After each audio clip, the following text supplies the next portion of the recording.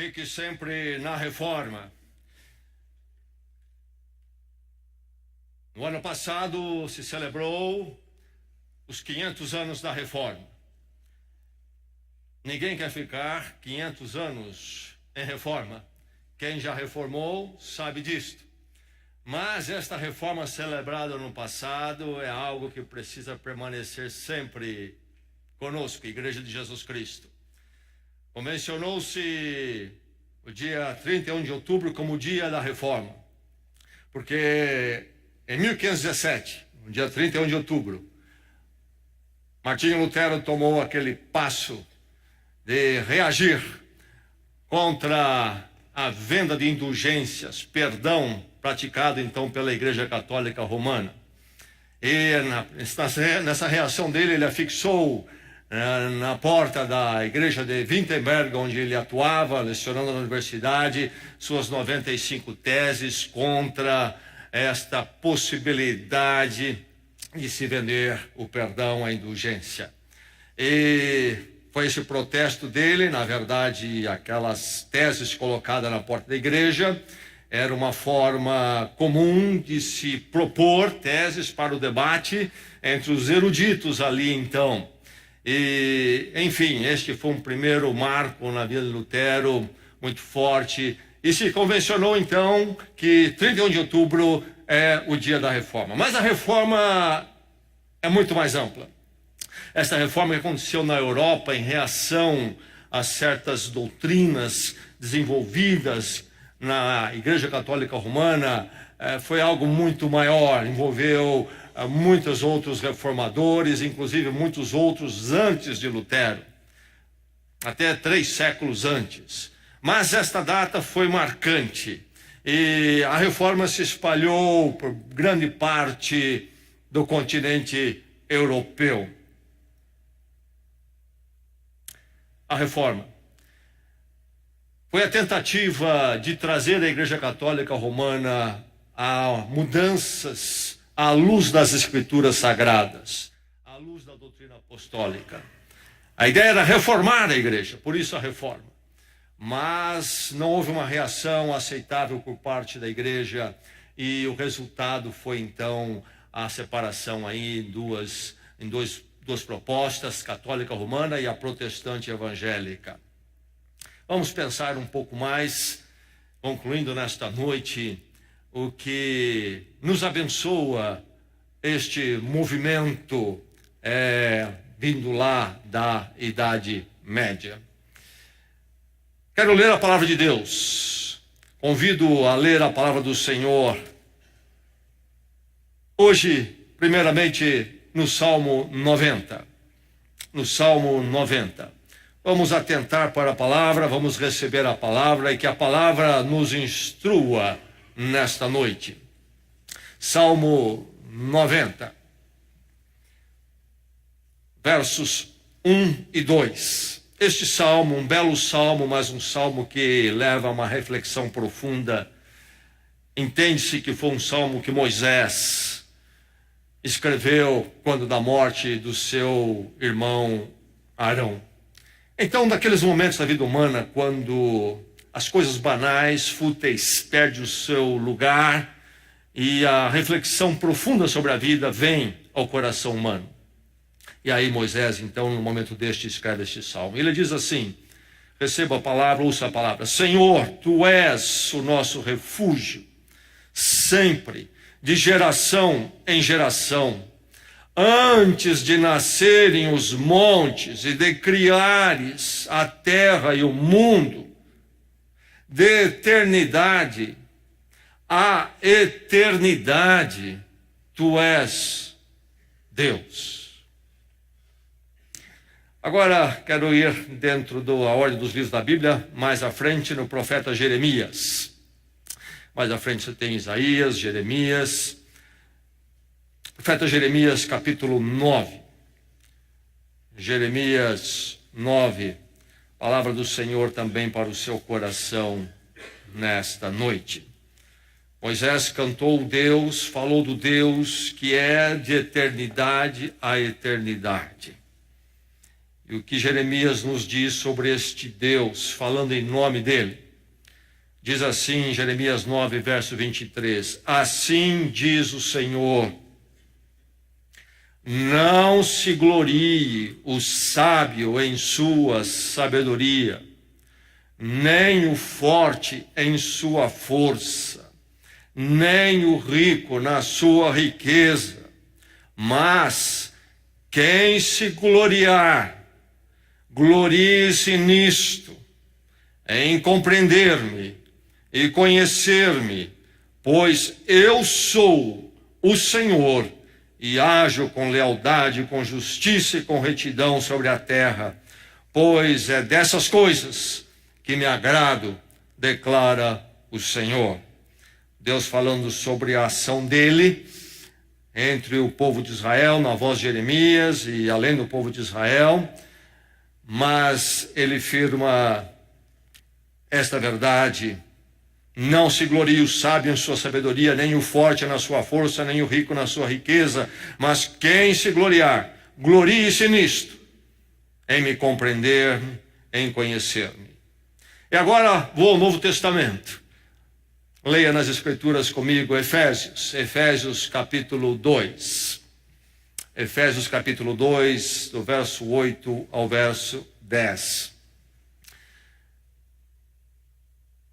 E aqui vai aparecer novamente a questão da glória, em relação ao Deus que é de eternidade a eternidade. Efésios 2, do verso 8 até o verso 10. Diz assim a palavra: pois vocês são salvos pela graça, por meio da fé, e isto não vem de vocês, é dom, é dádiva de Deus, não por obras, para que ninguém se glorie, porque somos criação de Deus, realizada em Cristo Jesus, para fazermos boas obras, as quais Deus preparou antes para nós as praticarmos. Depois de lermos esse texto, vamos ler certamente com mais entendimento o capítulo 1 de Efésios. Convido você então a mais essa leitura, Efésios capítulo 1, quero ler a partir do verso 3. Vou ler aqui aquela que é considerada a maior sentença gramatical nas Escrituras Sagradas, um longo pensamento construído numa sentença só pelo apóstolo Paulo nesta carta à igreja em Éfeso. E essa sentença longa é um cântico, é um cantar da obra de Deus, tremenda, em glória e graça, particularmente tocante a nós. Eis o cântico, escute, verso 3: bendito seja o Deus e Pai de nosso Senhor Jesus Cristo, que nos abençoou com todas as bênçãos espirituais nas regiões celestiais em Cristo, porque Deus nos escolheu nele antes da criação do mundo para sermos santos e irrepreensíveis em sua presença. Em amor nos predestinou para sermos adotados como filhos por meio de Jesus Cristo, conforme o bom propósito da sua vontade, para o louvor da sua gloriosa graça, a qual nos deu gratuitamente no amado. Nele temos a redenção por meio de seu sangue, o perdão dos pecados de acordo com as riquezas da graça de Deus, a qual ele derramou sobre nós com toda sabedoria e entendimento, e nos revelou o mistério da sua vontade, de acordo com o seu bom propósito que ele estabeleceu em Cristo, isto é, de fazer convergir em Cristo todas as coisas, celestiais ou terrenas, na dispensação da plenitude dos tempos. Nele fomos também escolhidos, tendo sido predestinados conforme o plano daquele que faz todas as coisas segundo o propósito da sua vontade, a fim de que nós, os que primeiro esperamos em Cristo, sejamos para o louvor da sua glória. Quando vocês ouviram e creram na palavra da verdade, o evangelho que os salvou, vocês foram selados em Cristo com o Espírito Santo da promessa, que é a garantia da nossa herança até a redenção daqueles que pertencem a Deus, para o louvor da sua glória. Diz aqui o verso 5, em amor nos predestinou para sermos adotados como filhos por meio de Jesus Cristo.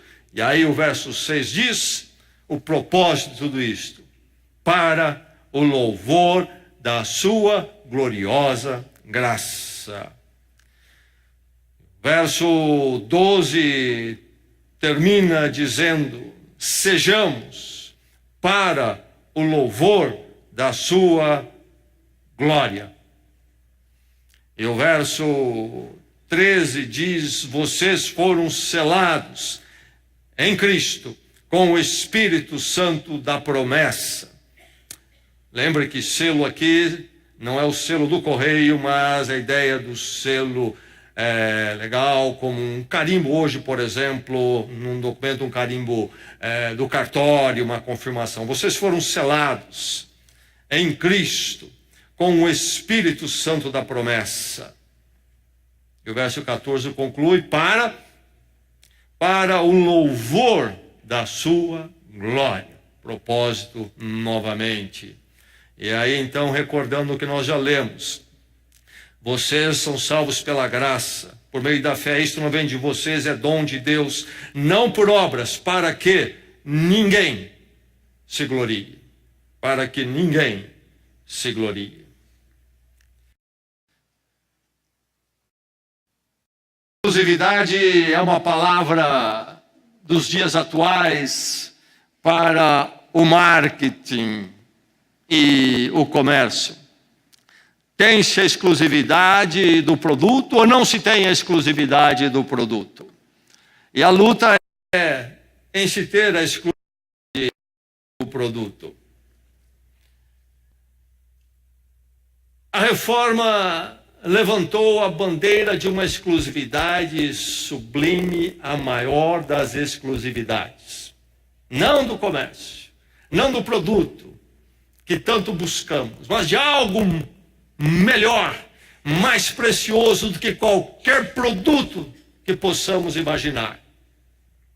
A reforma foi resumida por 5 lemas. Somente as Escrituras. Somente a graça, somente a fé, somente Cristo e somente a Deus glória. E esses 5 lemas estão interligados, formam um sistema coerente que representa bem a verdade das Escrituras.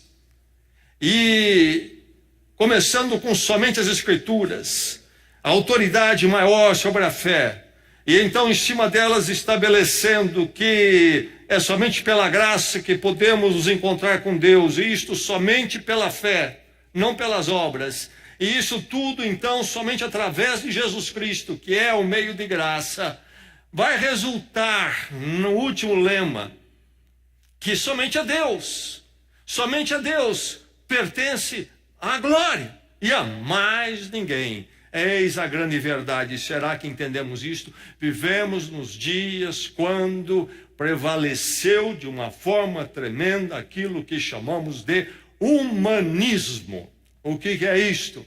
Às vezes usamos essa palavra no sentido mais moral, da caridade, de fazer algo de benevolência para com alguém. Não é nesse sentido que o problema do humanismo existe.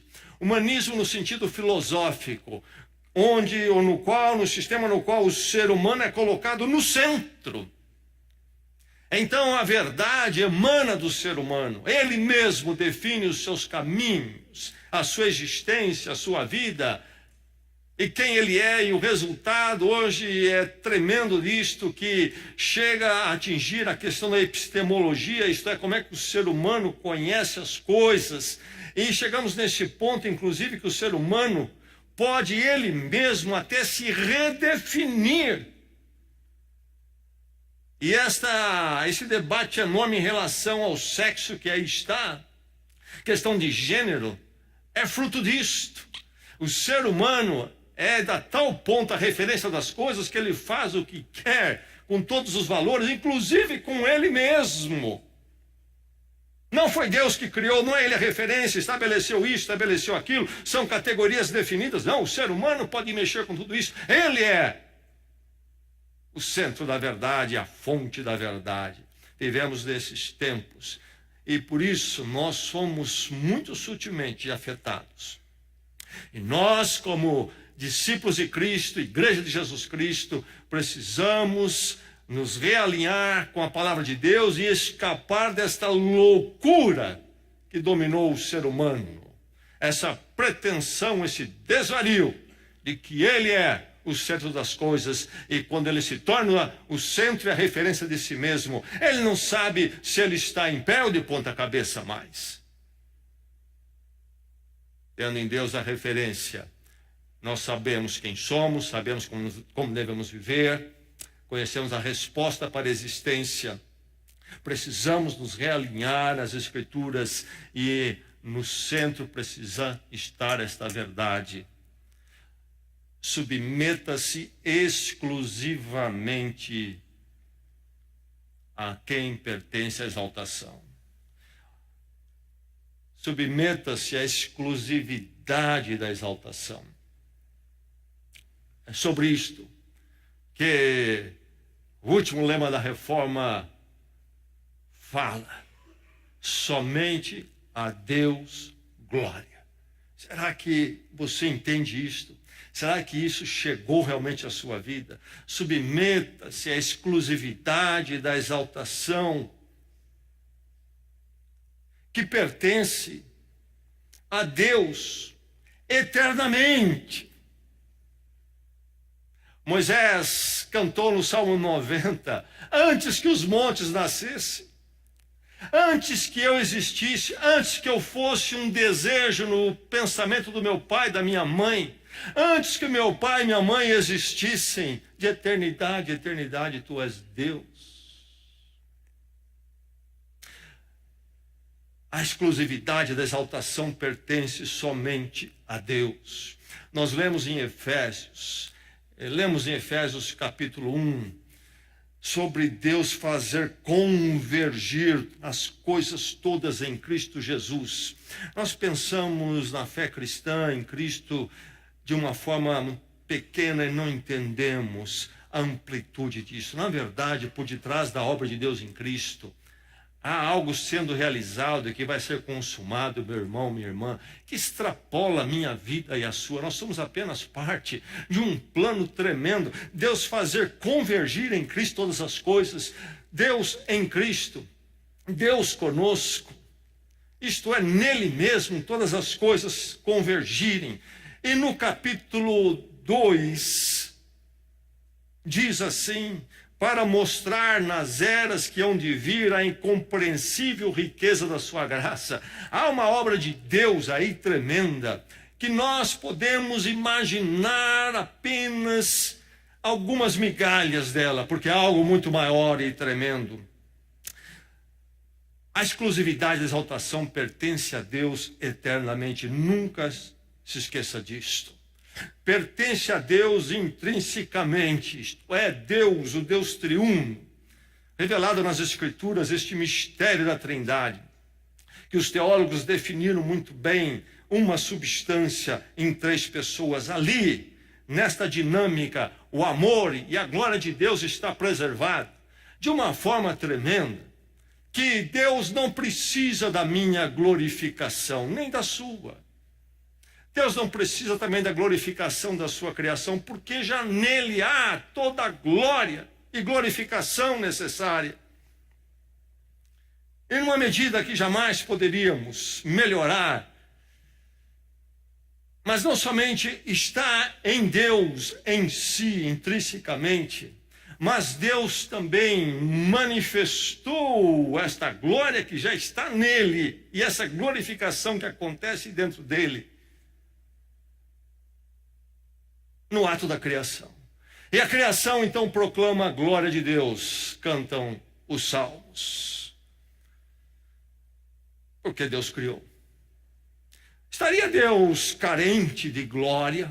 Eu vou fazer uma criação porque eu estou precisando um pouco de alguém que me glorifique. Eu estou meio para baixo.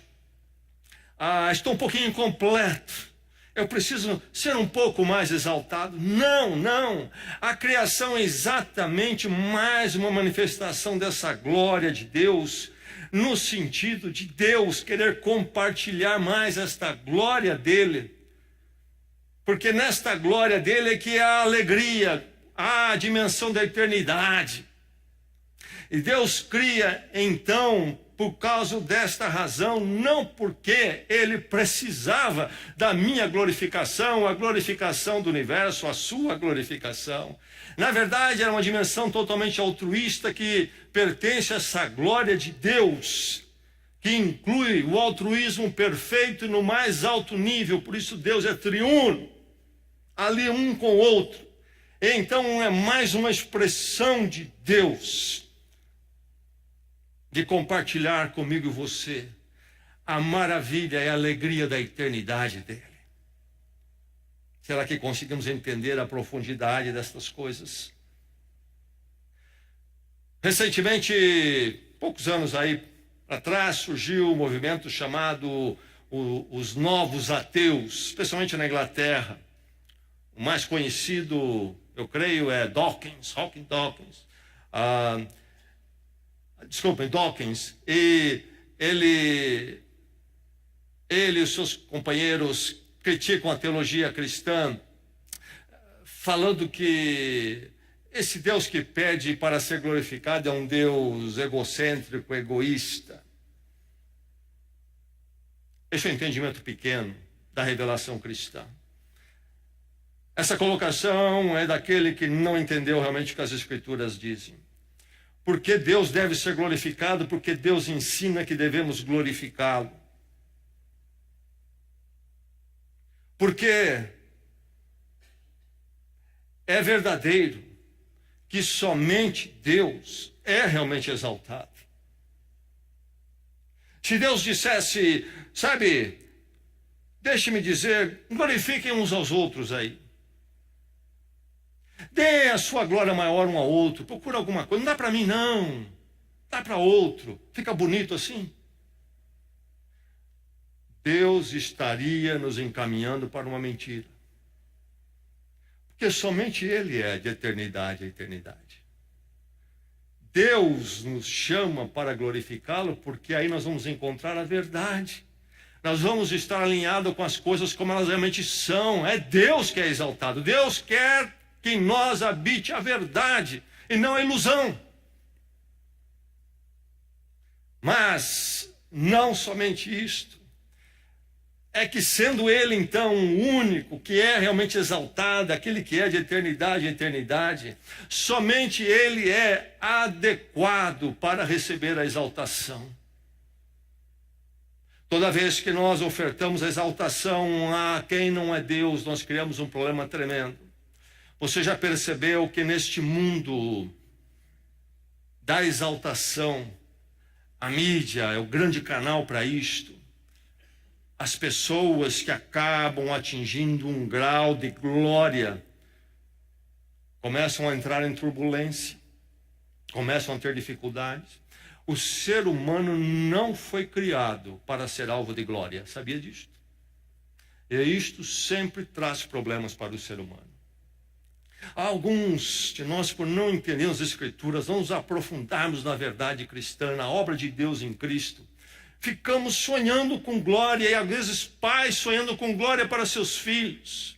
Ainda esta semana, eu creio, eu estava num consultório, televisão ligada, e lá estava o programa The Voice. E uma criancinha cantando.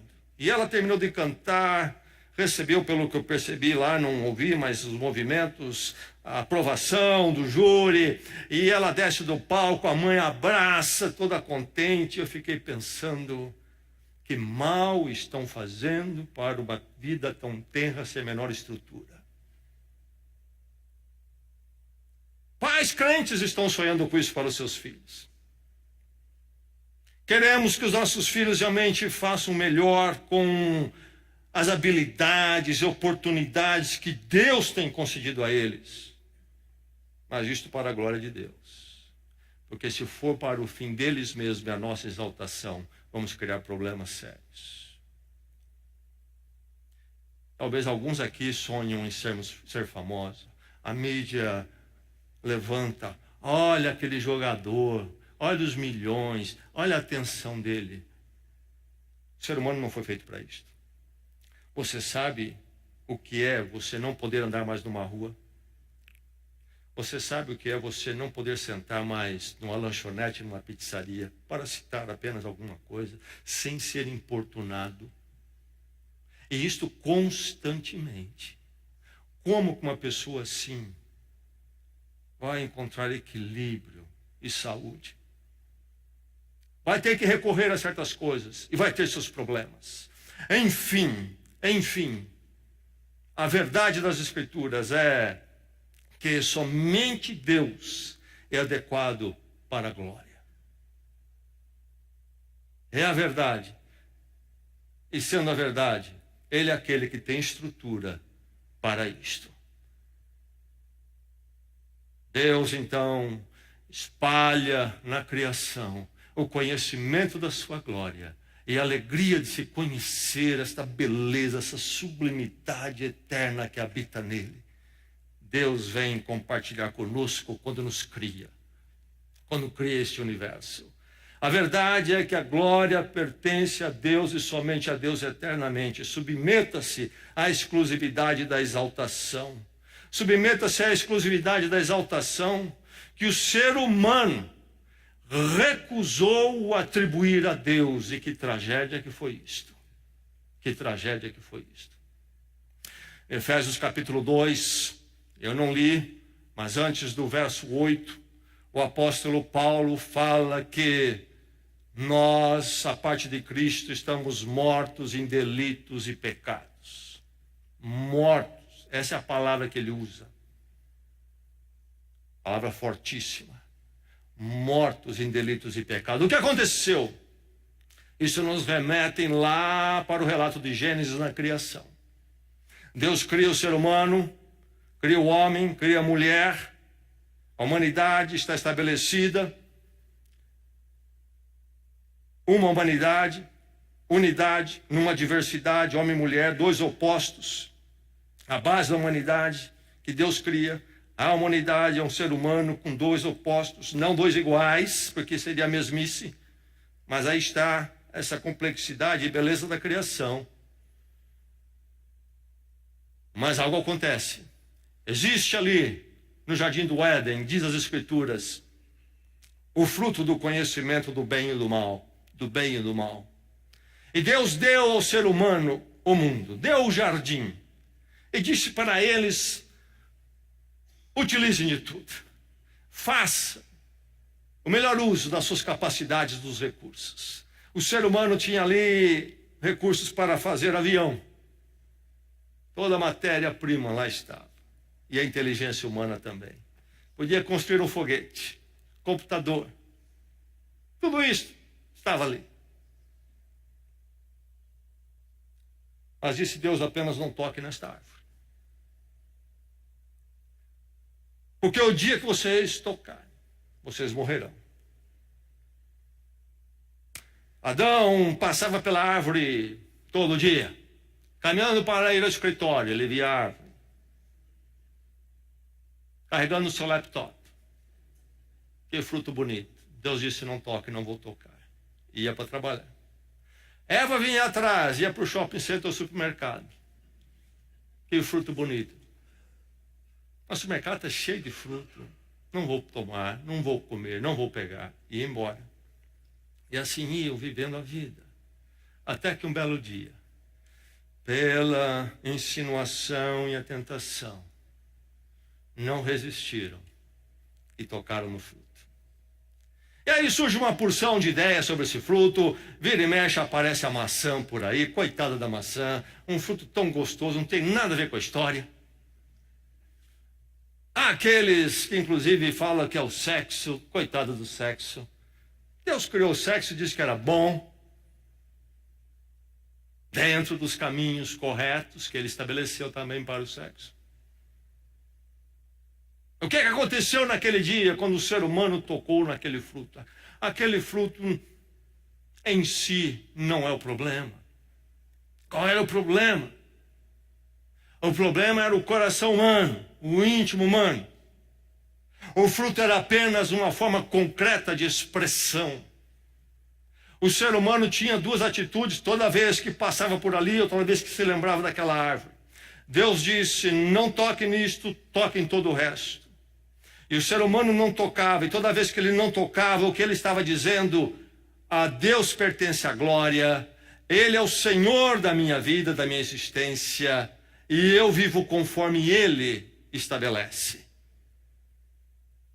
Mas um belo dia havia a tentação e disse o quê? Deus sabe, falou Satanás na voz da serpente. No dia, diz o relato de Gênesis, no dia em que vocês comerem deste fruto, vocês serão como Deus. Ei! Por que Deus tem que ficar no trono definindo a sua existência, seus valores, suas escolhas? Suba ao nível de Deus. E a tentação não disse Deus não existe. Não, diz vocês serão como Deus. Tome nas rédeas o seu destino. Você é a referência. Você é a glória. Você vai dizer como viver, como não viver, o que é, o que não é. Não mais Deus. Quando você não toca, você está reconhecendo a glória de Deus e se submetendo a ela. E falando da sua dependência da eternidade dele. Saia desse modelo. Rompa com isto. Você, Adão, está muito conservador.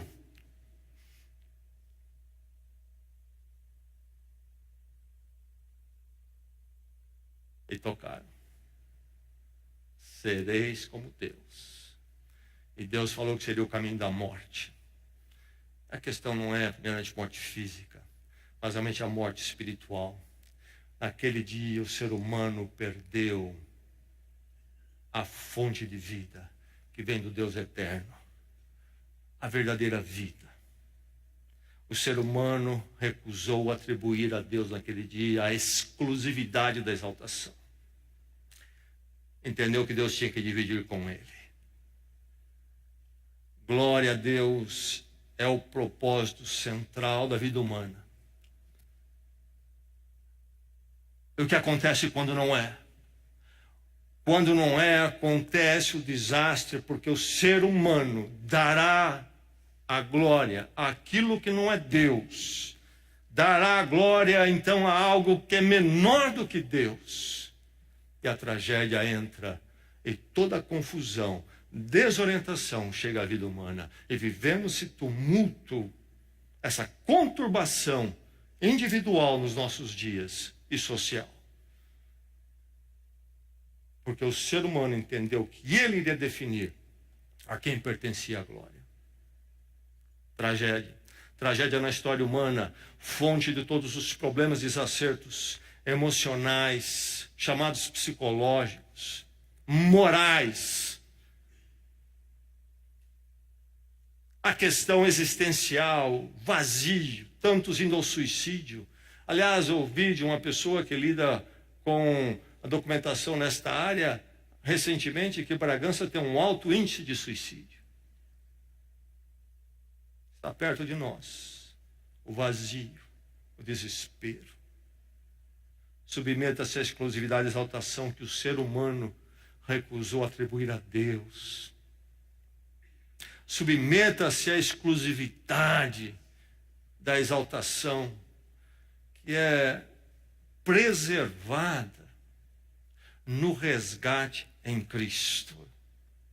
E é este ponto que a reforma protestante evangélica firmou muito bem. O texto de Efésios que nós vemos no capítulo 2 diz: vocês são salvos pela graça, por meio da fé. É isto, não vem de vocês, é dom, é dádiva de Deus. E para ficar muito claro, acrescenta o seguinte, que esta salvação, este encontro com Deus, esse resgatar, tirar dessa condição de confusão, conturbação e condenação, porque recusou dar a glória de Deus, o resgate disto é a obra de Deus e não do ser humano. Preste bem atenção nisto. Não de obras, para que ninguém se glorie. Não de obras, isto é, não o que o ser humano faz, moralmente, religiosamente. Não é nenhum esforço humano que vai reverter esse quadro de rompimento com a glória de Deus, e esse quadro, então, de conturbação, de estar confuso, desorientado, vazio, sem resposta para a eternidade. Não é o esforço humano, não é de obras, não é na ação humana. Não será através das ciências humanas, a melhor das sabedorias humanas. Por isso que Jeremias disse que o sábio glorie-se em compreender-me e conhecer-me. Deus fala através de Jeremias. Quem se gloriar, glorie nisto. As ciências humanas é mais uma expressão em geral da glorificação humana, é o humanismo. E se propõe resgatar o ser humano da sua confusão, do seu vazio, da sua desorientação, através dos recursos das obras humanas. Não se glorie em si mesmo. Que haja ciências humanas, se quisermos assim chamar, mas que seja uma que não perca de vista que o problema do ser humano fundamental, não tratando das consequências e sintomas, mas o fundamental é encontrar o centro da sua vida, que é a glória de Deus. Por isso, não de obras, não de esforço humano, não de conhecimento humano, não de religiosidade humana, porque eu fiz 10 orações, dei 10 esmolas. Não, não, não, porque eu não faço isso e não faço aquilo. Não, não de obras, não de obras. Por quê? Frase pequenina, 5 palavras, para que ninguém se glorie. Por quê? Porque para que ninguém se glorie. Porque é justamente isto que deu problema em primeiro lugar. Se a salvação voltar a afirmar o centro do ser humano, a possibilidade humana, vai simplesmente redundar naquilo que já foi problemático.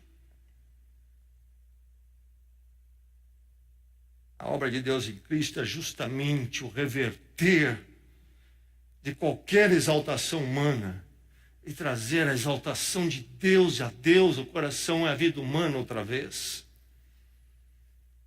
O que é que nós encontramos aqui? A palavra graça, a palavra dom ou dádiva, aquilo que é dado. Portanto, mais uma vez, não somente Deus compartilhou a alegria da sua glória, a beleza, a sublimidade, a sua eternidade, quando Ele cria, e cria a mim, a você, mas também agora quando Ele resgata em Cristo, através da graça, do dar dEle. Quando Ele criou o universo, foi antes de eu aconselhá-lo. Ó Deus, está na hora de me criar. Seria uma boa ideia me criar. Não, é uma intenção, uma iniciativa pura do coração de Deus. E a graça em Cristo. Um dia eu disse para ele, está uma hora de enviar Jesus Cristo, alguém para cá, para fazer alguma coisa. Não, foi um mover íntimo de Deus e só dele. glória de Deus, mais uma vez, nesta grandeza de se voltar para nós. Mas é obra dele, quando se fala em graça, para que ninguém se glorie. Como que eu haverei, então, de chegar à presença de Deus? É isto que o apóstolo Paulo está explicando aqui. Deus vem em Cristo. Não somos nós que subimos até Deus. É Deus que desce ao nosso cativeiro. Estávamos sequestrados pelo diabo e o pecado, condenados nesta ilusão de querer cultuar aquilo que não é Deus, glorificar o que não é Deus, e vivendo em condenação diante de Deus, porque é uma mentira. Deus não pode pactuar com isto. E nessa condição, todos os tipos de problemas vivendo, mas insistindo que nós podemos. Um cativeiro. Deus desce em Cristo para arrebentar esse cativeiro.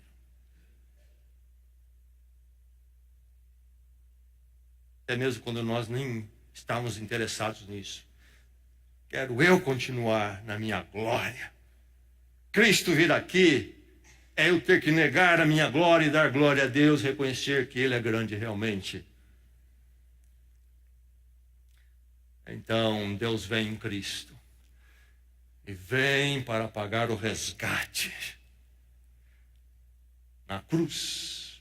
Você que acompanhou as mensagens que fizemos no ano passado em João, você se lembra que a questão da glória da cruz é central no Evangelho de João. Jesus fala muito a hora da glorificação, a hora da glorificação. E que hora é esta em João, no Evangelho de João? É a hora da cruz. Mas a cruz é vergonha. Era a pior das mortes do Império Romano, mas Jesus, Deus em Cristo, chama aquilo a hora da glória. Por quê? Porque a cruz não é um lugar da vítima, mas é Deus mesmo que se entrega em Jesus Cristo. Ele é Senhor da situação. E aquela hora da vergonha que Ele toma sobre Ele, que era a nossa vergonha, ao mesmo tempo é um trono.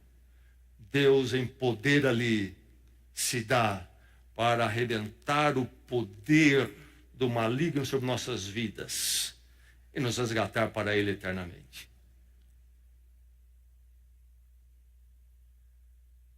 Cristo, graça, salvação, é o retorno à glória de Deus. E toda vez que eu olho as Escrituras e olho para a minha vida, conforme os anos vão passando, eu começo a pensar sobre os meus anos e como é que tudo começou, mais e mais eu entendo que é uma obra de Deus e somente de Deus na minha vida. Mais e mais eu entendo que como seria errado e como foi errado algumas vezes que eu flertei com a ideia de que eu realmente fui muito sábio, muito puro, quando um dia eu disse sim a Jesus Cristo. Diferente do meu vizinho que mora do meu lado direito, que nunca disse sim a Deus em Cristo, eu não, eu disse.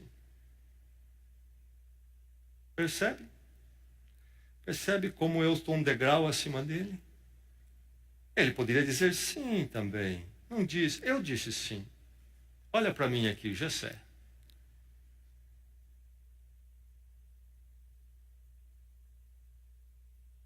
Subi um degrau. Estou começando a ficar um pouco glorioso. Não entendo, mas eu sei disso. Que se não fosse simplesmente Deus se dar em Cristo e Deus me chamar em Cristo, eu seria igual ao meu vizinho. Está lá, feliz e alegre.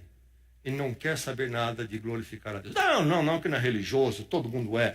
A Bíblia diz que nós somos criados para Deus, e o diabo disse, olha, vocês serão como Deus. O diabo não veio com negação de Deus, porque o ser humano jamais vai deixar de cultuar e exaltar alguma coisa. Há algo que domina lá a vida dele. Não está interessado em Deus em Cristo. Não é diferente o coração dele do meu. Salva a intervenção de Deus em Cristo, em graça, louvado seja o Senhor. É interessante ler a experiência de Lutero. Lutero se tornou um monge estudioso, chegou então a ter o seu doutorado em teologia, depois de fazer seu mestrado, um homem que conhecia as línguas originais, o grego, o hebraico, especialmente o grego.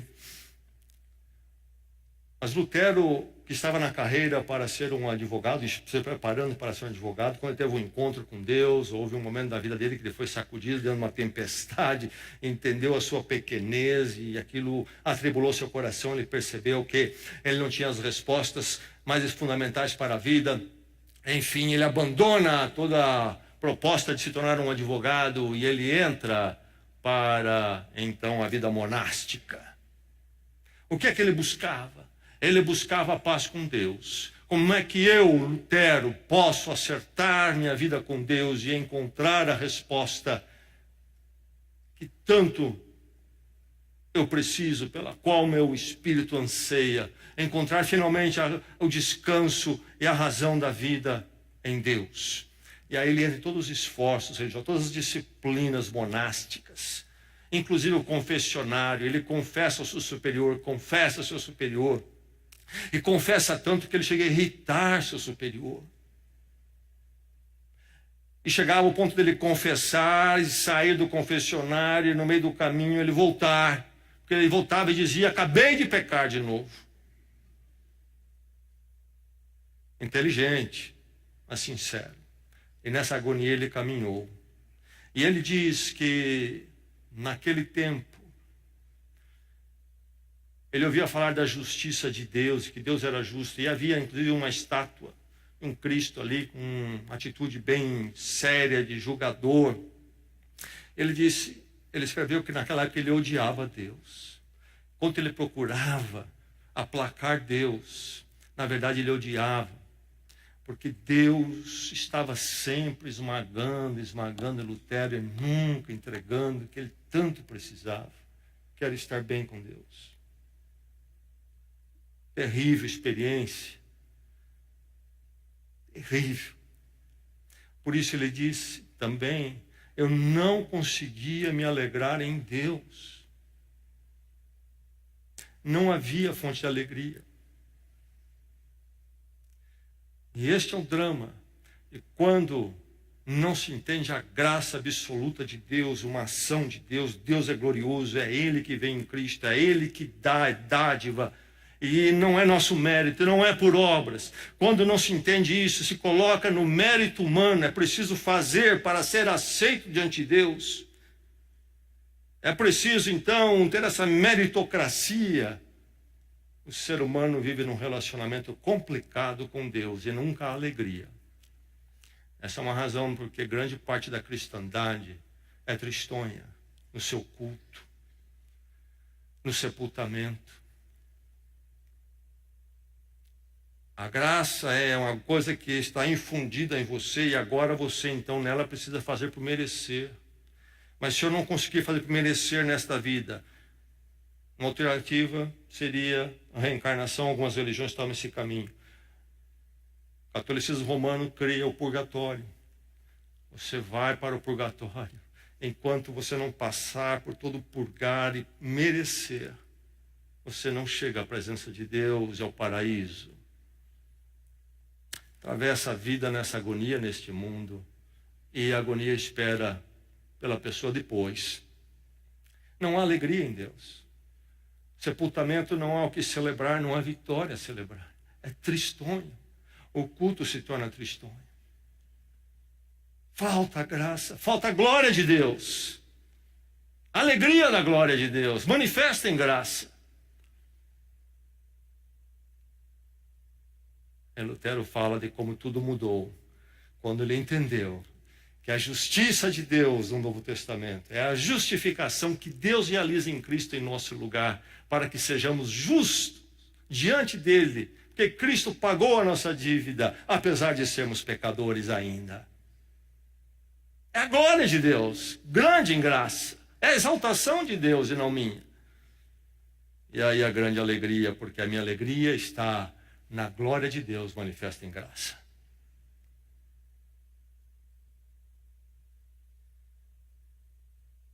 Depender do mérito humano produz medo e tristeza. E, aliás, medo e tristeza são duas coisas com as quais se manipula o ser humano. A graça é libertadora. Não tem que fazer correntes. não tem que fazer isto e aquilo para merecer barganhar com Deus. Constantemente, debaixo dessa opressão. O Deus com o qual se negocia.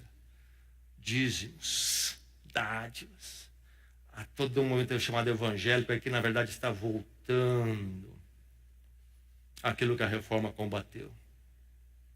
Mérito, mérito, mérito. Vem desse mérito. E a incerteza e o medo. Precisa fazer, e aí você consegue. E nunca consegue, tem que fazer mais. Ah, o Deus de graça quer nos dar a sua glória e a alegria nele. Somos perdoados e perdoados para sempre. A reforma se manifestou. Quero dar 2 exemplos. Um catecismo de Heidelberg, escrito em 1563. Foi pedido que fosse feito um catecismo por Frederico III, o eleitor, ele que então governava a região onde Lutero tinha atuado. Nesse catecismo, há a pergunta: qual é o meu destino? E é então ensinada a resposta. A pergunta é: qual é o meu destino? A resposta: em toda a tristeza e perseguição neste mundo, ergo a minha cabeça e aguardo como juiz do céu a mesma pessoa que antes se submeteu ao juízo de Deus por amor a mim e retirou de mim toda a maldição.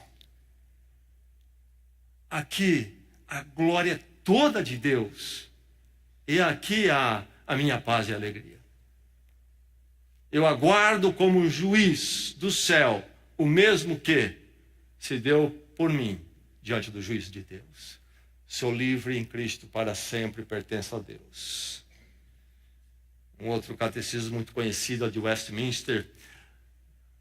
Foi feita a grande reunião em Londres, ali então em Westminster, onde está o parlamento, e também a abadia de Westminster, para estruturar a reforma da igreja inglesa e também da igreja presbiteriana na Escócia. E eles produziram um catecismo, além de outros documentos. E nesse catecismo há a pergunta: qual é o propósito final do ser humano? A resposta do catecismo a ser aprendida pelo cristão. A pergunta novamente: qual é o propósito final, último do ser humano? Resposta: glorificar a Deus e desfrutá-lo para sempre. Você ouviu? Desfrutá-lo para sempre, quando o conhecemos em glória e o glorificamos, especialmente na graça dele. Então desfrutamos para sempre a paz e a alegria. Então, submeta-se à exclusividade da exaltação, que redime o propósito da vida humana. Redime o propósito da vida humana. Nós lemos o verso 8 e 9, pela graça sois salvos, mediante a fé, isso não vem de vocês, é dom, é dádiva de Deus, não de obras para que ninguém se glorie. Mas aí o verso 10 diz: somos criaturas dele em Cristo Jesus. Então não é criaturas no sentido da criação do mundo, no início da humanidade, nem quando eu fui gerado em minha mãe. Não, é novas criaturas em Cristo, essa nova criação em Cristo, quando conhecemos a graça de Deus. Somos criaturas dele em Cristo Jesus para as boas obras. Aí sim, as obras vêm como uma consequência da ação de Deus, da graça de Deus na minha vida. Sou dele e ele está operando a sua graça em mim no sentido de me levar a ser mais como ele deseja que eu seja. E aí as obras da minha vida. E aí nesta vida, fazendo o que eu tenho que fazer, fazendo para a glória de Deus, reconhecendo a glória de Deus. Conta-se que estava se construindo a catedral. E alguém perguntou a um dos pedreiros: o que é que você está fazendo aí? Ele disse: estou assentando tijolos. Perguntaram ao outro, mais adiante: e você o que está fazendo? Eu estou erguendo uma parede alta. Propósito maior do que o outro. O outro meramente assentando tijolos. Este não disse somente assento tijolos, mas estou levantando uma parede. Perguntaram ao terceiro: e você o que está fazendo? Um terceiro pedreiro. Ele respondeu: Eu estou construindo uma catedral. A pergunta é, o que é que você está fazendo? É isso, amanhã, segunda-feira, o que é que você vai fazer? Casando, filhos, vai para a escola, traz da escola, vai para o trabalho, volta, compra, vende. O que você está fazendo? Vai à igreja, o que você está fazendo? Assentando tijolos? Erguendo uma parede? Ou há um propósito maior, sublime e glorioso?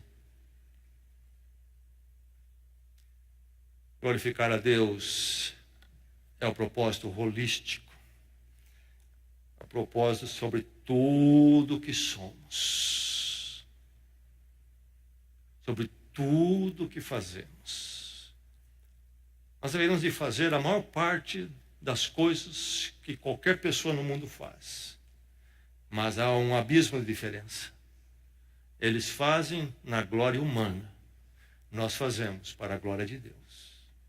Nós compramos, nós vendemos, nós fazemos planos, fazemos projetos, procuramos avançar profissionalmente, procuramos estabelecer nossas famílias, educar filhos.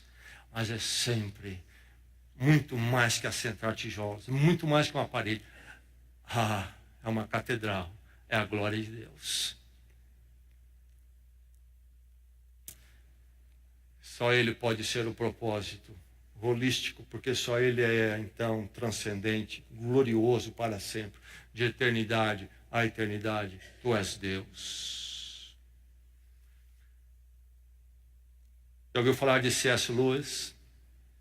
Muito conhecido, autor de muitos livros, professor de literatura nas duas universidades mais renomadas da Inglaterra, tremendas instituições de ensino, Oxford e Cambridge, lecionou nas duas e se tornou muito conhecido pelos seus livros interessantes, escritos para crianças, as Crônicas de Nárnia, inclusive, ficaram ainda mais conhecidas há poucos anos atrás, creio que 3 ou 4, no filme foi feito e teve muito sucesso sobre estas histórias infantis que ele escreveu, mas que tem uma mensagem profunda, não é uma historinha tola para criança, uma história para crianças, mas uma mensagem tremenda. Mas ele tem muitos outros livros importantíssimos, profundos para adultos. E há um que é uma coletânea de algumas das suas meditações e sermões, O Peso de Glória. É o título. Escute o que ele diz, entre outras coisas. Ele diz o seguinte: quem tem Deus e tudo mais, não tem mais do que aquele que tem somente a Deus.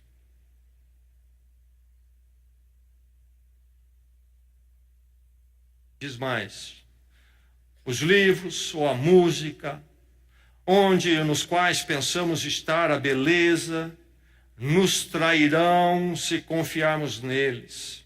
Se eles forem confundidos por aquilo que realmente é a coisa desejada, eles se tornam em tolos ídolos que quebram o coração de seus adoradores, pois eles não são uma coisa em si, eles são somente o aroma de uma flor que não encontramos, o eco de um tom que ainda não ouvimos, notícias de um país que nunca visitamos.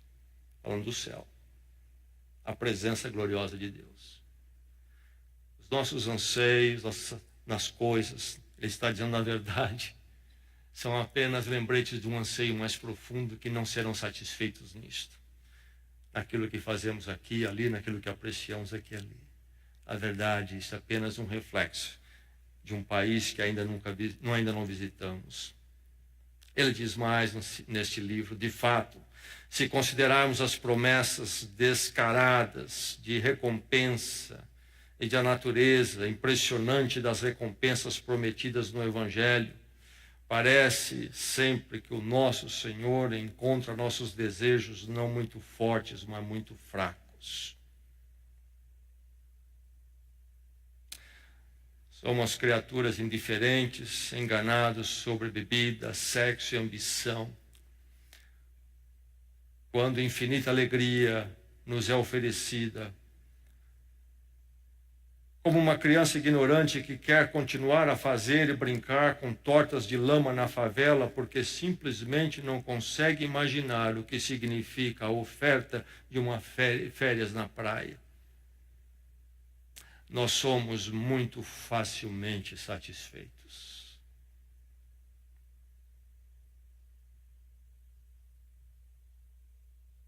Somos como uma criança ignorante que quer continuar a fazer e brincar com tortas de lama na favela, porque simplesmente não consegue essa criança imaginar o que significa a oferta de umas férias na praia.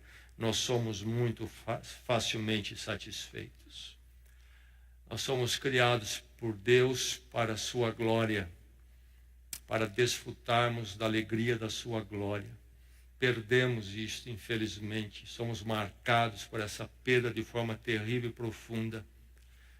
E somente no encontro com a glória de Deus, na sua graça, Ele se movendo em Cristo por nós, é que voltamos a poder a desfrutar da glória dEle e da alegria dessa glória.